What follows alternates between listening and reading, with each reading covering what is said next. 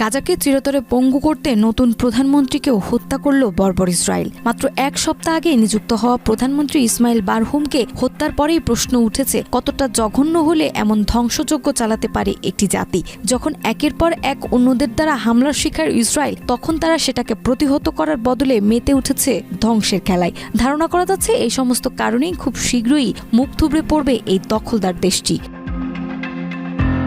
দখলদার ইসরায়েলের বিমান হামলায় ফিলিস্তিনিদের গাজা উপত্যকায় নবনিযুক্ত প্রধানমন্ত্রী ইসমাইল বারহুম নিহত হয়েছেন। মাত্র এক সপ্তাহ আগেই তিনি দায়িত্ব গ্রহণ করেছিলেন। এর আগে 18 মার্চ ইসরায়েলি হামলায় নিহত হন সাবেক প্রধানমন্ত্রী ইসাম দালিস। এরপরই ইসমাইল বারহুম তার স্থলাভিষিক্ত হন।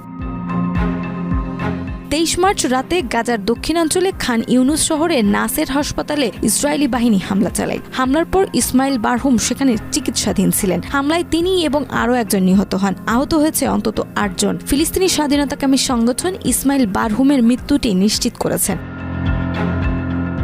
ইসরায়েলের প্রতিরক্ষা মন্ত্রী ইসরায়েল কাতস দাবি করেন, ইসরায়েলের প্রতিরক্ষা বাহিনী ও গোয়েন্দা সংস্থা শিন বেতের যৌথ অভিযানে এই ফিলিস্তিনিকামী স্বাধীনতা সংগঠনের নেতাকে হত্যা করা হয়েছে। কাতস বলেন, ইসমাইল বারহুম ছিলেন গাজা সরকারের নতুন প্রধানমন্ত্রী, যিনি কিছুদিন আগে নিহত ইসাম দালিসের স্থলাভিষিক্ত হন।